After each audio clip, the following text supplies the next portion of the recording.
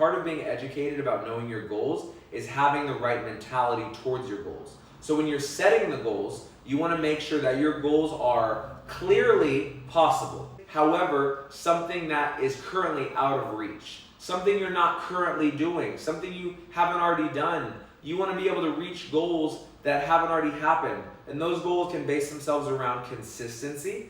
Those goals can base themselves around a financial amount. Those goals can base themselves around an amount of time that you spend on a pursuit.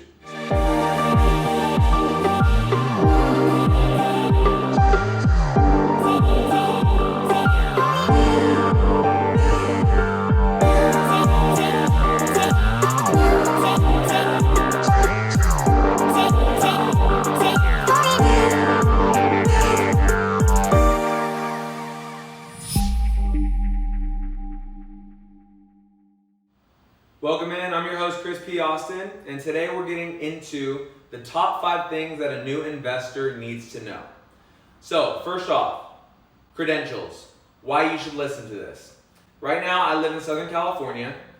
I'm an entrepreneur who's involved in multiple things, from real estate to business ownership to consulting other people for businesses, and I want to give you this information to help your portfolio grow and to help you be able to reach your goals. Maybe hunt down $1 million, maybe hunt down financial freedom, maybe hunt down life stability.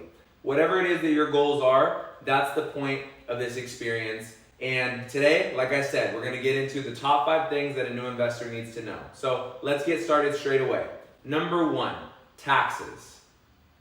With taxes, most investors who get into investing and just start up, whether they're a person who's never done any investing, if they're a person who's doing investments in banks, if they're a person who's doing investments in real estate, if they're getting into stocks, if they're just starting up their first bank account and trying to collect some interest on the money that they're not utilizing consistently, understanding how taxes work is going to be a massive deal in the whole game of investment. So before you get going on your investments, you want to make sure you have an understanding of what's your current tax bracket, aka how much money are you already making and how much of that is being taxed by your federal.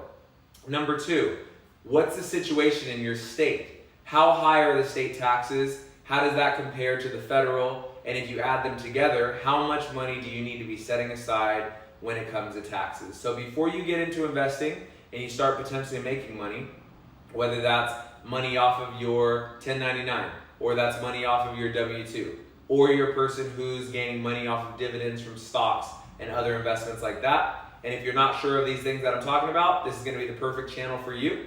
So understanding how you're currently being taxed, and then understanding how you're going to be taxed as it pertains to the switch up of your investments. And when you get started in the investment game, most people, like I said, they have some sort of situation where they're either being taxed federally, or they're being taxed by their state, or they're having to do both. And so right away, making sure that you have an account for that, that's going to be a really big deal in you feeling financial freedom, you feeling security, and you feeling really locked in as you go through this process of starting your investment. And we'll get into that later on in these steps. So for right now, taxes, tax bracket, that's often determined simply by how much money you make, but also understanding what profession you are in. So if you're a person who does swimming private lessons versus a person who works at a bank and institution versus a person who works at the grocery store, you're going to have different tax brackets depending on how much money it is you already make. So if you're a person who's getting into investments and you don't already have a lot of money that you make, that's okay. But you still want to understand what tax bracket you're currently in. Research that simply by Googling, what's my tax bracket in my state? Secondly, making sure that you have an understanding that if you're in a higher tax bracket, you're going to need to be paying estimated taxes in advance, especially if you own a business. So if you're a person who's a part of a business, if you're a person who owns your own business, if you're a person who is working at the local grocery store and you're just looking to get into investment, it doesn't really matter. What matters is you having an understanding of your situation before you get out ahead of yourself and start spending some of the money that you've been investing. So now, the rest of the piece of taxes is how taxes are paid as well. So when you're going to pay the IRS or you're going to pay your state, for these taxes that you have, federal taxes, state taxes, income tax, you want to make sure that there's already an account that's being allocated to set some of the money aside that you have. So some people already know that when they get a check coming in from their W-2, for example, there's some taxes being taken out of that and some taxes that they're going to be responsible for at the end of the year. For some people, for example, like a person who's self-employed for teaching piano lessons or singing lessons, many times those people will not already have taxes taken out of their check, and that means they need to make sure that they are thinking about how those taxes are going to come, where those taxes are going to come from, and how they're going to store them so they're not spending all that money and or putting every dollar they ever make into investments. So if you're making a check during the month, let's say you make $1,000 in a month. That $1,000 you cannot just take and completely invest it. You've got to make sure that you're understanding how much of that has to go to taxes, how much of that needs to go to fund my life, and then from there you can begin to think about how you want to allocate the rest for investments and or what you're doing on a day-to-day basis and other responsibilities you have. So, taxes. Making sure A, you understand what state you're in.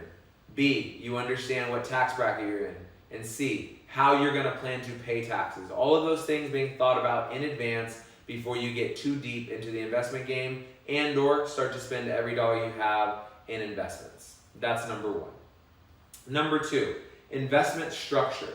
So investment doesn't just mean you have real estate and you're placing money into that and it's getting you money back. Investment doesn't just mean you're putting money into the stock market or cryptocurrency or any of the other fads, trends, or things that have solidarity potentially that can go on in the world. Investment can be whatever you're deciding to do with your money. So you could invest in a lemonade stand on your street. You could say, I'm going to go to the store, I'm going to purchase 12 lemons, I'm going to go purchase a bag of sugar, and I'm going to go purchase a sign and a marker so I can sell my lemonade along with water.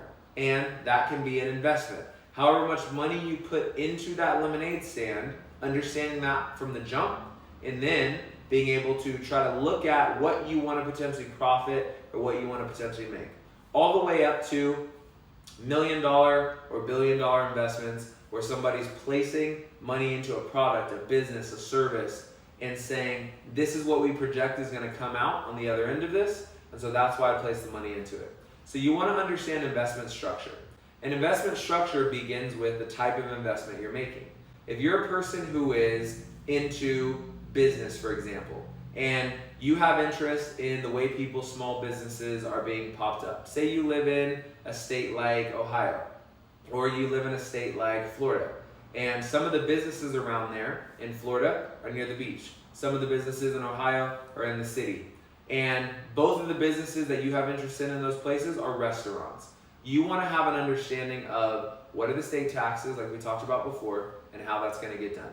But next in the investment structure, you want to understand if I'm in Florida versus in Ohio, how do I want to set up my process of going about investing? If you have your lemonade stand, or if you have your restaurant business, you want to have an understanding of how you're going to structure these investments. Structure of investments. You need to know what these terms mean. LLC, Limited Liability Company, or Limited Liability Corporation, depending on who you ask. You want to have an understanding of what an LLC is and what that can do for you. You also want to have an understanding of if you're going into partnership or if you're going into this by yourself. Single member LLC is a lot different than a multi-member LLC. And S Corp, what does this mean? If you're in a situation where you might have a company that is nonprofit, you want to understand all these different things, but the main point of what I'm trying to get to you as it pertains to investment structure, you want to have a structure. If you're going into investing, it's unwise for you just to be investing on your name and your social security number. You want to make sure when you go into investing, you are limited liability company, you are S Corp, you are nonprofit. You want to understand these different ways that you might potentially structure your investment and why you would do each one. For a person starting a small business, you may choose to set up an LLC. You need to figure out what does that cost in your state. In a place like Nevada, it's going to be a little bit different than it is in a place like California. So Google, LLC. What are the costs of setting up an LLC? You want to understand these things from jump if you're starting a small business. If you're a person who grows beyond that, you can get into different concepts like S-Corp. You can start to talk about why you might have a nonprofit. You might start to talk about why some of your assets would be in a trust versus something like an LLC. But this specifically is for people who are starting. So this number 2 on the top 5 is investment structure. Understanding that you do not want to put your investments all in your name for multiple reasons. One of those reasons, you want to make sure that you are safe if somebody comes back from one of your investments. Let's say you're in real estate, you have residential real estate. There's a tenant who goes into the place that you own, that they are renting. They get hurt, they want to sue you. If everything is under your name, then they can come after everything you have, your house, your car, and excess. If you have an LLC, you have the ability to be protected from them coming after your personal assets, and at that point, they only have the ability to come after what's within that LLC. So these are things that you want to structure in advance to getting into investing. And it's the same as it pertains to any other type of investment. You might be investing in stocks, you might be investing in cryptocurrency, you might invest in the lemonade stand like we talked about, or you might be investing in multi-million-dollar corporations and buying businesses. The point is, if you're going in uneducated, your chances of having a lack of success or failure go up. If you go in educated, the chances of you having success go up. So you want to make sure that that's clear from jump. Investment structure, understanding LLC, understanding corporations, and getting this information in advance. Partnership, single member, what are the benefits? If you go into things as a single member, you're going to be largely responsible for everything that happens in the business, even if you have people working with you or working for you. If you're in partnership, there should be a division of responsibility. Multiple people should be holding responsibility. And you want to make sure when you're structuring that, the roles are laid out very clearly in advance. If you're setting up a cleaning business and it's you and 2 other partners, you want to know and have it written out in advance in the articles of organization who is doing what. Who is going to be responsible for taking care of the money? Who's going to be responsible for bringing in the customers? Who's going to be responsible for cleaning and getting the next job set up? What is the allocation of responsibilities? Because if you don't have that, you could potentially run into a problem down the road. And if everything is even, 33.3, 33.3, 33.3, or 33.4%, then you might end up with a problem later on. So investment structure before you get too deep into your investments is very important. Number 3, accounts. When it comes to setting up accounts, you want to make sure that you already from the beginning, you have multiple accounts where you're going to be placing the money that you make and the money that you come into the business or the investment with. So for example, if you're a person who's going to start up an ice cream business, you're going to have a local ice cream cart that goes around the neighborhoods and you sell ice cream. You want to already have multiple accounts. So when you set up the account, maybe you already set up an LLC. You make a bank account, a business bank account out of that LLC, limited liability company. And from there, you want to have your account that you place your emergency in. So right away, this is the emergency money. If things go left or if there's something that happens that's unforeseen, here's the money that's going to be there for that. Secondly, you want to have an account for taxes.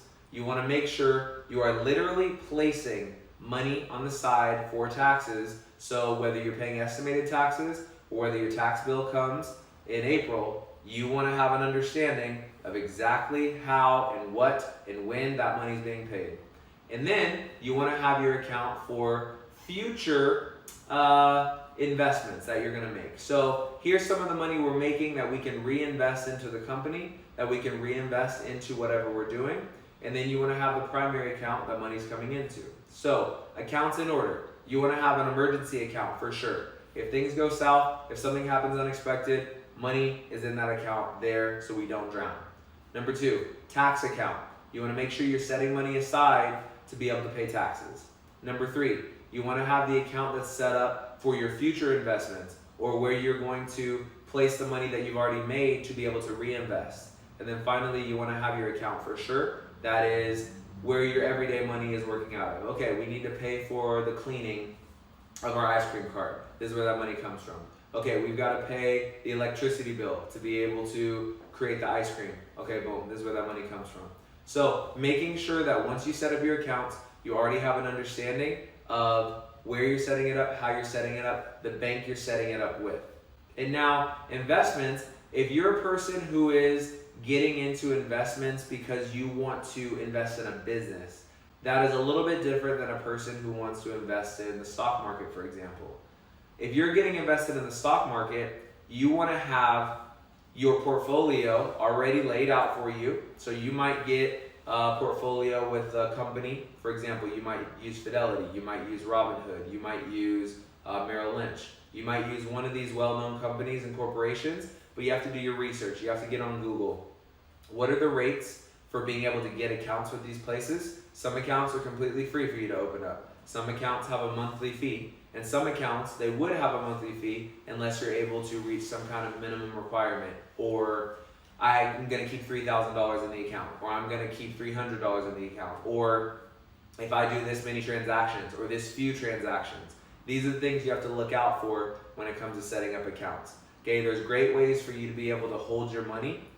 Some of those are regular savings accounts, which have small amounts of interest that they give to you. Some of those are checking accounts for you to just be able to hold the money that you're going to spend and utilize. Some of those are high yield savings accounts. And what are the difference in these things when you're setting up accounts? Okay, so a checking account. Why would you have just a checking account? This is a situation where you'll be able to write checks out of, or you'll be able to pay money consistently out of, and you're not worried about interest that comes into that account that you'll eventually have to potentially answer for to the government, or you'll have to be able to keep track of. This is just a checking account, and a lot of those checking accounts you can get out there, you're able to make multiple transactions in the month without any kind of penalty.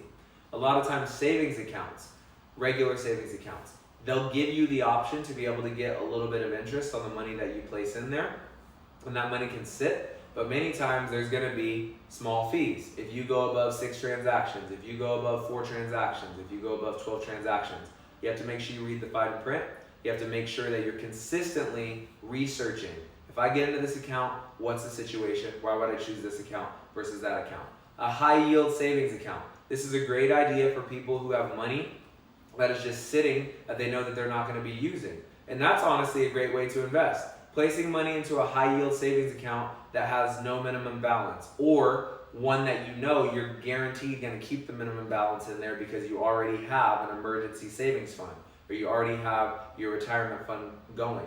So high yield savings account that might get you 3, 4, 5, upwards of that percent in a year or even per month.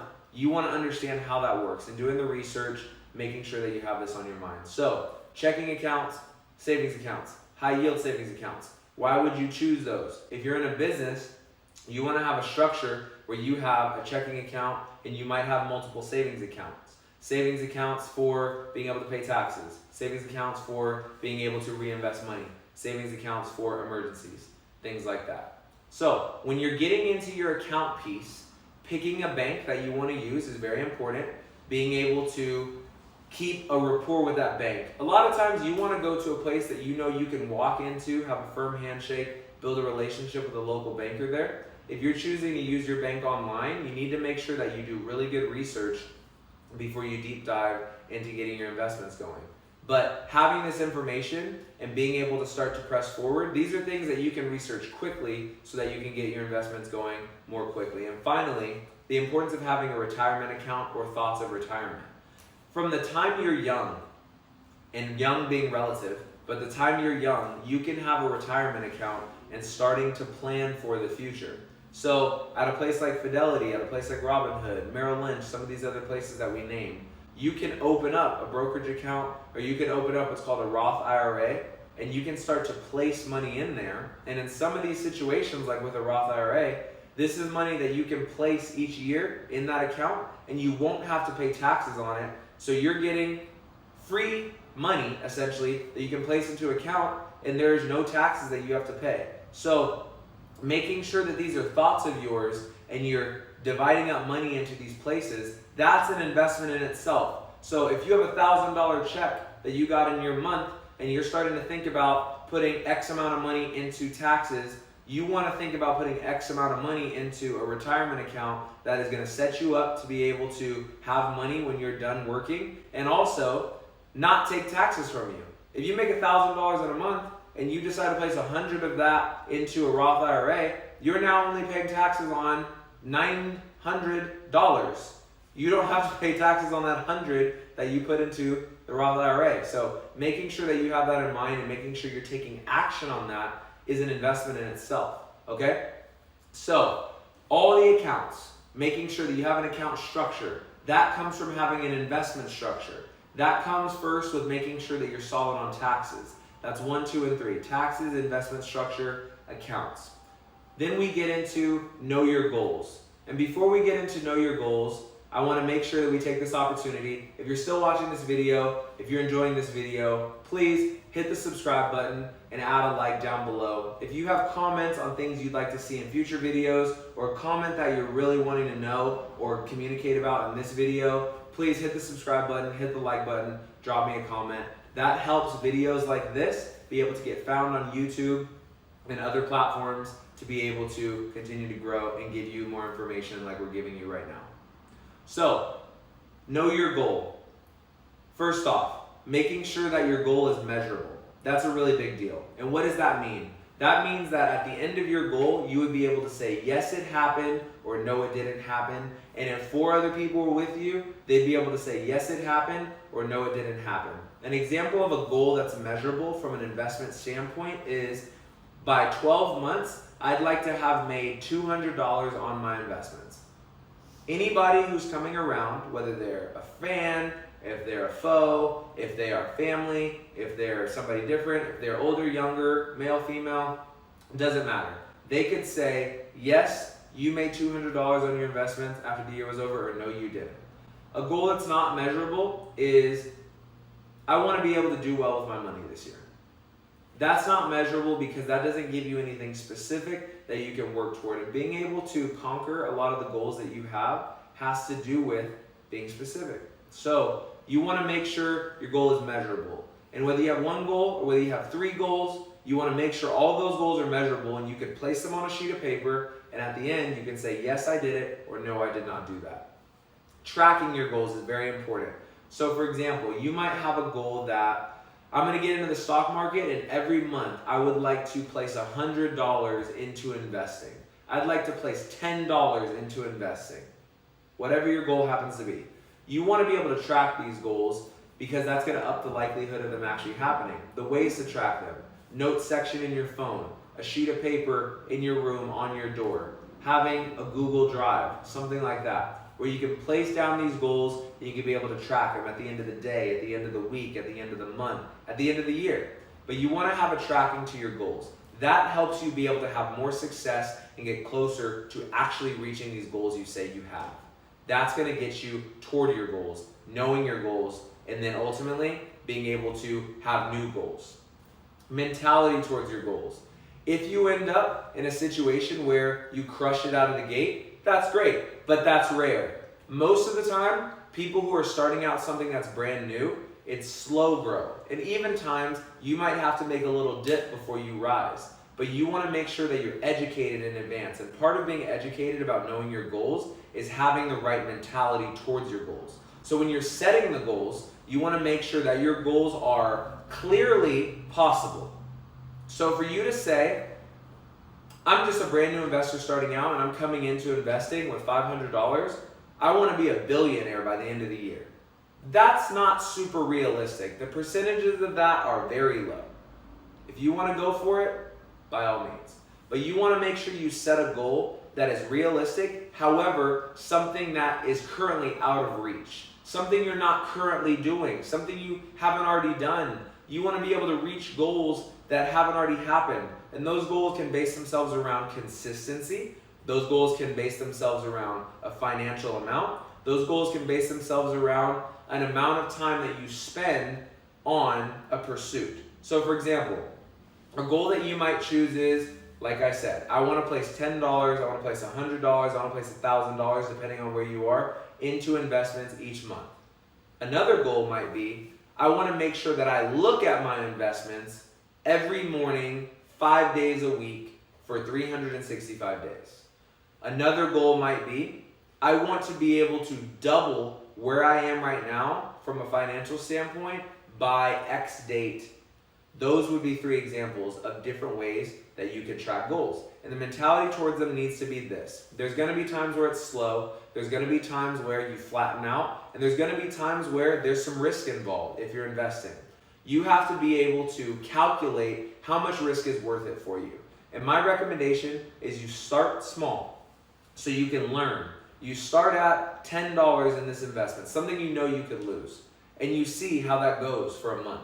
And then maybe you elevate that to 20 if things are starting to be learned, if things are starting to be more understood, if things are starting to come to you a little bit cleaner. And then you start to elevate and you start to expand. But if you go in too fast, you're going to likely stumble. If you want to have success in this, you've got to make sure right from jump, you're starting out with small increments and you build from there. Goals are going to work the same. You start with small goals, you hit them. And then from there you can build. And that transitions us straight into number 5. Top 5 things that a new investor needs to know. Number 5 is reach and recreate. And what that means is you need to set your goals.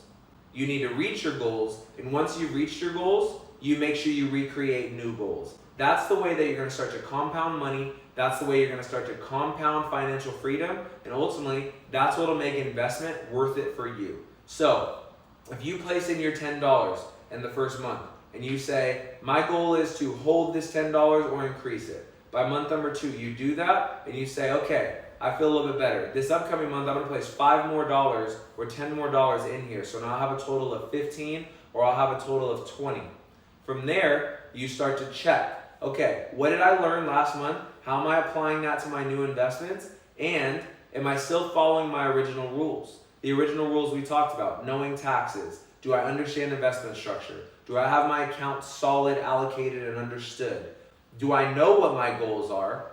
And do I have the right mentality towards my goals? If you have those things, you can begin to reach and recreate. So reaching your goals, recreating goals, this is where it starts to get fun.